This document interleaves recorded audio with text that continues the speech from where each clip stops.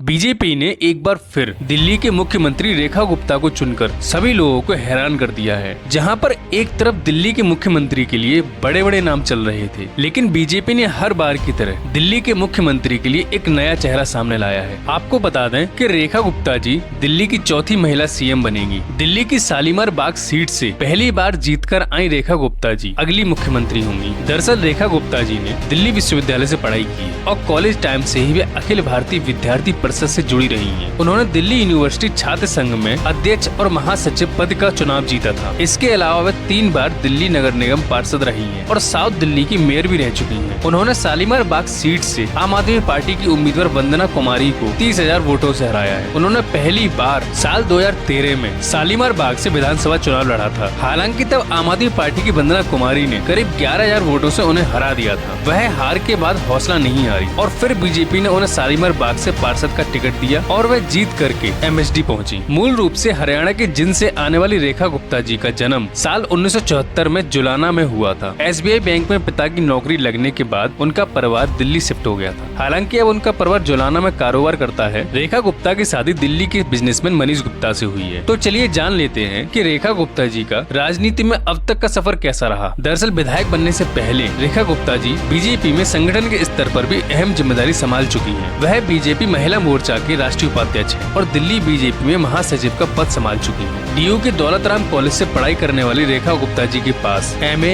MBA और LLB की degree है। खास बात यह है कि वह लंबे वक्त से आरएसएस की सक्रिय सदस्य है और संघ के कार्यक्रमों में बढ़ चढ़कर हिस्सा भी लेती आई है। 1994-95 में दौलत राम कॉलेज की सेक्रेटरी रही है। 1995-96 में दिल्ली यूनिवर्सिटी छात्र संघ में सेक्रेटरी रही है। 1996-97 में दिल्ली यूनिवर्सिटी छात्र संघ की अध्यक्ष रही है। फिर 2003-04 में दिल्ली प्रदेश महिला मोर्चा की सेक्रेटरी रही हैं। 2004 से लेकर 2006 तक बीजेपी युवा मोर्चा की नेशनल सेक्रेटरी रही हैं। 2007 में पीतमपुरा नॉर्थ से पार्षद चुनी गयी। 2009 में दिल्ली प्रदेश महिला मोर्चा की महासचिव बनी। फिर 2010 में बीजेपी राष्ट्रीय कार्यकारिणी की सदस्य चुनी गयी। आपकी जानकारी के लिए बता दें कि बीजेपी ने सांसद रविशंकर प्रसाद और ओपी धनखड़ को पर्यवेक्षक नियुक्त किया था। दोनों नेताओं ने दिल्ली में बीजेपी विधायकों के साथ बैठकर रेखा गुप्ता जी को विधायक दल का नेता चुना है। उनके नाम का प्रस्ताव प्रवेश वर्मा और विजेंद्र गुप्ता ने रखा था। गुरुवार को रेखा गुप्ता दिल्ली की मुख्यमंत्री के तौर पर रामलीला मैदान में शपथ लेंगी। आपको बता दें विधानसभा चुनाव में बीजेपी ने इस बार 27 साल बाद दिल्ली में जीत दर्ज की है। पिछले एक दशक से राजधानी में आम आदमी पार्टी की सत्ता थी, जिसे बीजेपी ने 70 में से 48 सीटें जीतकर इतिहास रच दिया है। बीजेपी की लहर में पूर्व सीएम अरविंद केजरीवाल, पूर्व डिप्टी सीएम मनीष सिसोदिया समेत आम आदमी पार्टी के तमाम वरिष्ठ नेता अपनी सीट गंवा बैठे हैं।